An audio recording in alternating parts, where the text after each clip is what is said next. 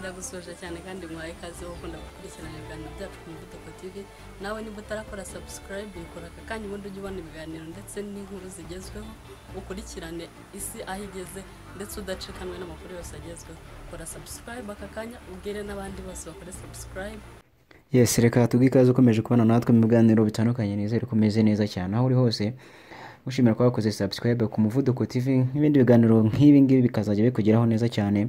Naho turabikorera umwanya mwiza wo kubikora n'uyu nguyu kugira ngo ibiganiro ndetse n'inkuru tukugezaho bizajya bikugeraho neza 5 kuri 5. Hanyuma rero hari imyanzuro y'inama y'abaminisitiri yateranye ku wa 16 z'ukwezi kwa gatandatu 2020, akaba yaragamije kwiga ku bijyanye n'ishyirwa mu bikorwa ryo kwirinda icyorezo cya coronavirus n'uburyo ikwirakwira ryacyo bigenda bifata indi ntera hirya no hino mu gihugu. Ariko imyanzuro yafashwe ikaba yashyize igorora bamwe ndetse inagira icyo ikoma mu nkokora ku bandi. Hanyuma rero ni umwanzuro uvuga ko imihango yo gushyingirwa mu nsengero iremewe, ariko ntirenze ikitabirwa n'abantu batarenze 30. Ibingibi bikavuga ko Minisiteri y'Ubutegetsi bw'Igihugu izashyira ahagaragara amabwiriza ajyanye n'iyi ngingo yamaze gufatwa. Hanyuma tukaba twibaza twese imihango yo gushyingirwa koko mu nsengero niba yemewe, kuki gutera nabwo bitemewe nk'ubundi buryo bwifashishwa kugira ngo ibijyanye n'insengero cyangwa se n'ubundi buryo bujyanye no guhurira hamwe mu nsengero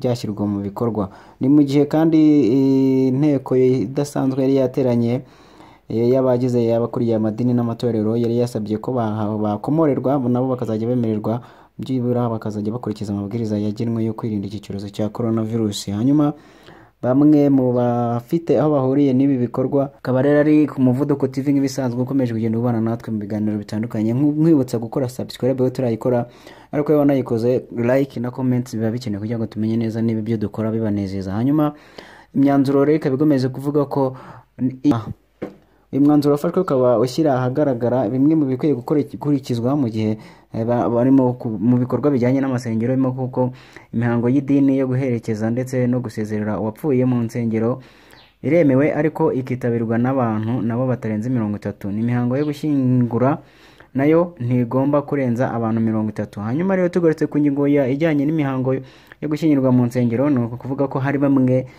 bari bamaze igihe kinini birukanye abo bashakanye mu buryo bitaga ko butemewe binyuze ku bitewe n'uko batarasezeranyijwe n'amadini ndetse n'amatorero basengeramo. Ariko ahanini abashinzwe kureberera inyungu z'imiryango bakavuze ko ariyo mpamvu hemejwe ibijyanye n'iyi ngingo ijyanye n'uko nibura amadini yemere gusezeranya abantu babo, bityo urwitwazo rukaba rwava aho ngaho. Bamwe rero mwari bakoze koco n'abandi bagize ibindi bikorwa bakora muri kino gihe cya coronavirus bakaba bashishikarizwa kwirukanyira gusezerana mu nsengero ndetse batibagiye no mu nzego z'ubutegetsi kugira ngo ishyingirwa ryayo cyangwa se kubana kwabo kwemerwe mu buryo ubwo ari bwo bwose. Hanyuma rero hari serivisi zakomeje kuba zifunga, harimo izijyanye nanone n'amasengero bivuga ko insengero zizakomeza gufunga.